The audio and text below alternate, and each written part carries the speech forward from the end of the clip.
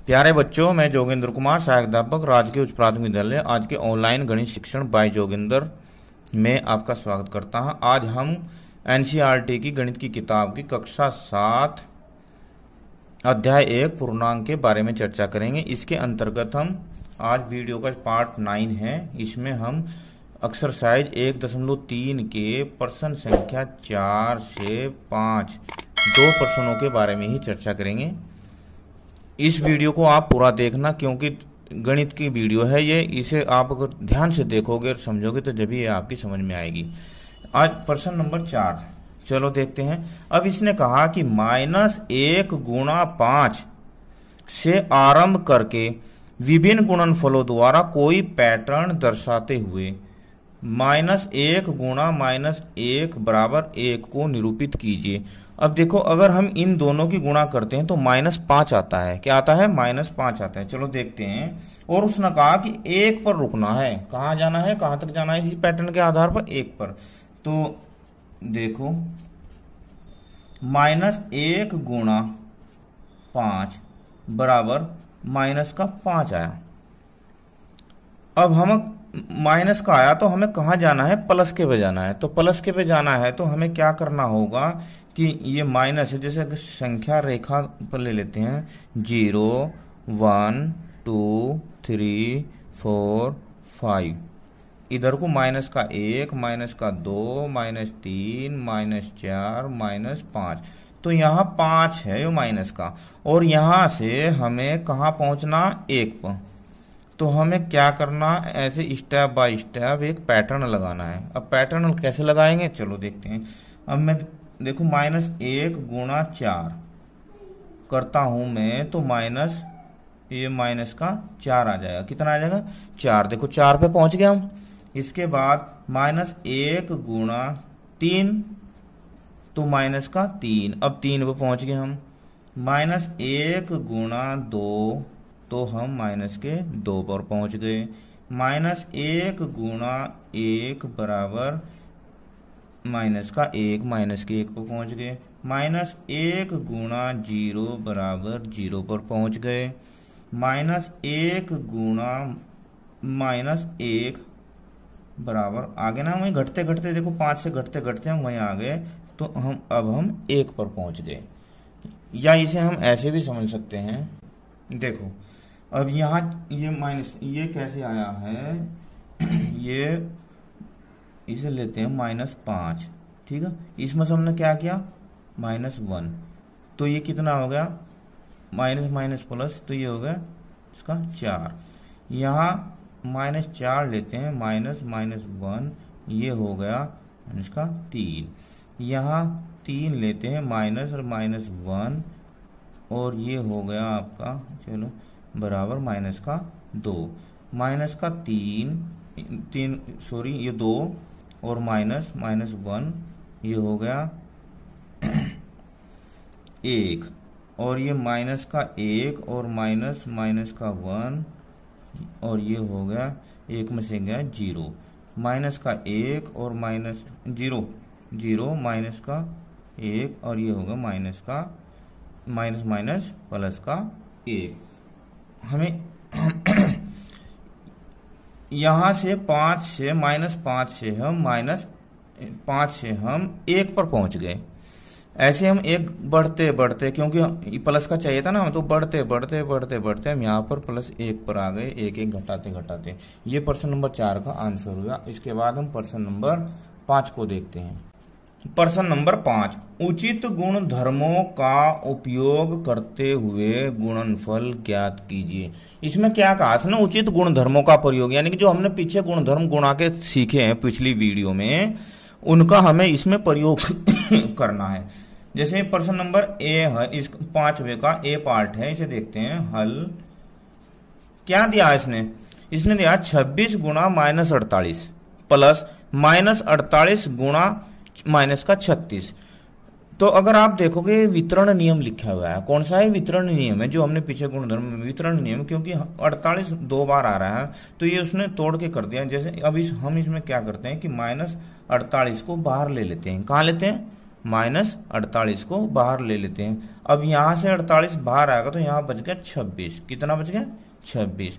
अब ये -48 और यहाँ पर प्लस, और यह बच गया इधर 36। ये माइनस का 48 तो बाहर चलेगा। चलो -48 ये 26, ये माइनस प्लस माइनस -36 और 48 गुणा 26, 36 में 26 का माइनस का 10। अब ये समान चिन्ह वाले माइनस माइनस के प्लस, तो आंसर आएगा 480। 48 की और 10 की गुणा 480। इसके बी पार्ट को भी देखते हैं। अब इसमें ये बताइए मुझे कि हम जैसे 8 गुणा 53 गुणा 125 है, इसमें हम क्या करते हैं, कोई ऐसी युक्ति लगाइए जो ये आसान हो जाए सवाल में, ऐसा कोई गुणधर्म लगाइए। तो देखो क्या करते हैं कि हम इसे 8 गुणा 125 माइनस का गुणा 53, इसे हम आगे पीछे लिख सकते हैं। इस यहाँ लिख देंगे हम क्रम विनिमय से। किससे? क्रम विनिमय से, क्योंकि हमने इसे इसके पूर्णांकों को आगे पीछे लिख दिया है। यहाँ 53 था, 53 हम बाद में ले गए। अब अगर हम इन दोनों की गुणा करते हैं तो 8 पंजे 40, 4 8 दूनी 16 और 4 20 और 8 एकम 8 और 2 10। कितना होगा? 1000 गुणा 53। और यहाँ पर माइनस था तो यहाँ भी माइनस ही आएगा। अब इनकी इसकी 1000 के 53 की गुणा करते हैं तो 53,000 इसका आंसर। अब ये बताओ, ये आसान हुआ है ना? देखो, नहीं तो हम इसकी और इसकी गुणा करते और फिर इसकी भी गुणा करते। जैसे शुरू में लिखा था 8 की 53 की गुणा करते, फिर 125 की गुणा करते। तो हमने क्या किया कि 125 की और 8 की गुणा कर दी तो 1000 आ गया, और 1000 की 53 की गुणा कर दी तो गुणा करने पर जितनी जीरो वाला है जीरो लगा देते हैं उसके सामने। सी पार्ट देखो, सी पार्ट में भी 15 गुणा -25 गुणा माइनस का 4 गुणा माइनस का 10, इसमें भी हम कोई ऐसी ट्रिक लगाते हैं जिससे जीरो ही वाले आंसर आ जाए। तो देखो कैसे करते हैं। 15 गुणा -25, इसे मैं एक बार लिख लेता हूँ, माइनस का 4 और 10 माइनस का। अब इसमें भी हम क्रम विनिमय नियम लगाते हैं। क्रम विनिमय नियम लगाते हैं। क्रम विनिमय से क्या करते हैं हम 25 इसे 15 को और 10 को तो इधर लिख लेते हैं। 15 गुणा माइनस का 10 और गुणा माइनस का 25 और गुणा माइनस का 4, इन्हें एक साइड में, तो इन दो की गुणा और इन दो की गुणा कर लेते हैं। इसकी हो गई 150, 15 दूसरा में 150 माइनस का, और 25 चौका 100। कितना? 25 चौका 100, माइनस माइनस प्लस। अब 1 2 3 जीरो लिख लो इनकी, और 15 एकम 15 माइनस प्लस, ये हो गया माइनस का आंसर। हो रहे ना आसान तरीके से हैं। अब डी में क्या किया है कि डी को देखते हैं। 41 माइनस का 41 गुणा 102, इसमें हम वितरण नियम लगाते हैं। कैसे? 41 गुणा ब्रैकेट में 100 प्लस 2 कर लेते हैं, क्योंकि 100 और 2 102 हो जाता है। अब इसमें 41 माइनस का 41 गुणा 100 प्लस माइनस का 41 गुणा 2। पहले मैंने 41 की 100 में गुणा कर दी, फिर 41 की 2 में गुणा कर दी वितरण नियम के। इसमें यहाँ लिख भी देते हैं वितरण नियम से। अब यहाँ क्या होगा? 100 की गुणा होते हैं 41 में, तो माइनस 4100 हो गया। कितना हो गया? माइनस का 4100। अब यहाँ 41 दूनी 82, कितना? 2 की अगर गुणा करेंगे 41 में तो 82 आएगा, माइनस ये प्लस ये माइनस ही आएगा। तो अब हम यहाँ ये भी माइनस का और ये भी माइनस का, तो दोनों आपस में जुड़ जाएंगे। 4100 और 82, 4182 हो जाएगा, आंसर आ जाएगा माइनस का। इस प्रकार हमने ए से लेकर डी तक के प्रश्नों को हल किया। आगे भी इसके पार्ट को देखते हैं। पार्ट ई में देखो, पार्ट ई में।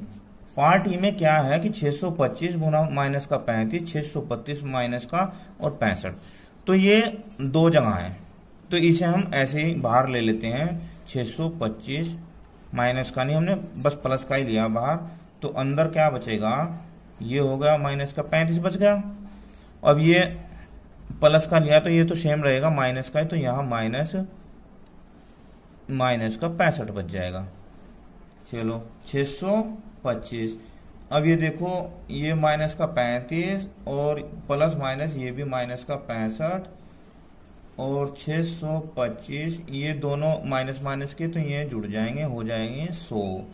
अब 100 की 2 जीरो पहले लगा लेते हैं, 625, और यहाँ ये माइनस का है तो आंसर भी हमारा माइनस का ही आएगा।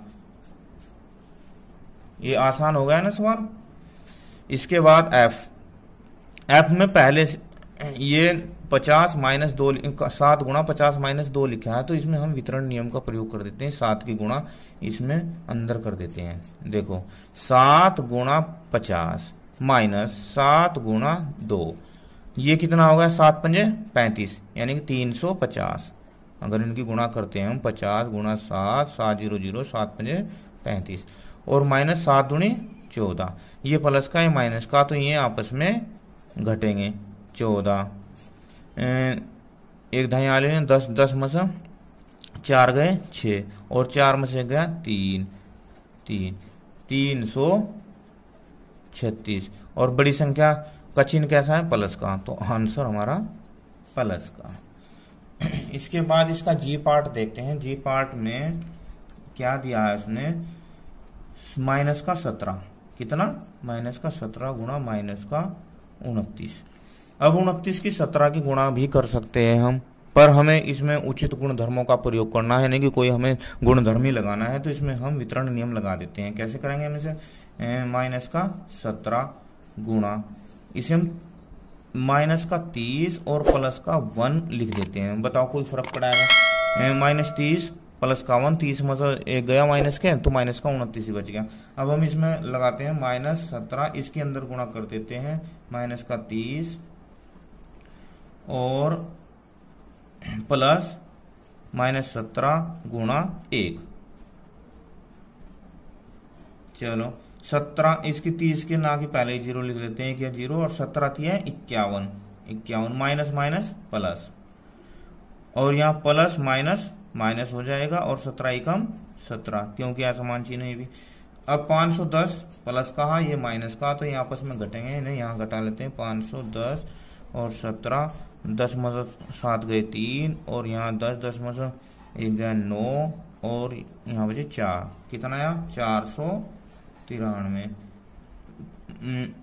प्लस का, क्योंकि प्लस की संख्या बड़ी है। इसके बाद अब ये h माइनस 57 गुणा माइनस 19 प्लस 57, एक बार लिख लेते हैं माइनस 57 गुणा माइनस का 19 प्लस 57। अब इसमें क्या करते हैं कि हम पहले इनके माइनस माइनस की गुणा कर लेते हैं, तो जब माइनस माइनस की गुणा होगी तो ये प्लस के हो जाएंगे, यानी कि प्लस का ही 57 हो जाएगा और प्लस का ही 19 हो जाएगा और प्लस 57। अब हम इस 57 के गुणा में 1 लिख लेते हैं। क्या लिख लेते हैं, 1। तो यहाँ से 57 57 बाहर ले लेते हैं, 57 ले लिया बाहर, अंदर क्या बचा 19 प्लस 1। अब 57 गुणा 19 और 1 20, 20 1 0 पहले, 2 7 14 और 2 5 10 और 1 11, 1140 इसका आंसर हुआ। तो आज हमने इस वीडियो में प्रश्नावली 1.3 के प्रश्न संख्या जो 4 और 5 को हल किया। इन्हें आप अपने गृह कार्य कॉपी में उतारेंगे और दोबारा करके देखेंगे। वीडियो अच्छी लगी तो मुझे कमेंट में जरूर बताना। Thank you.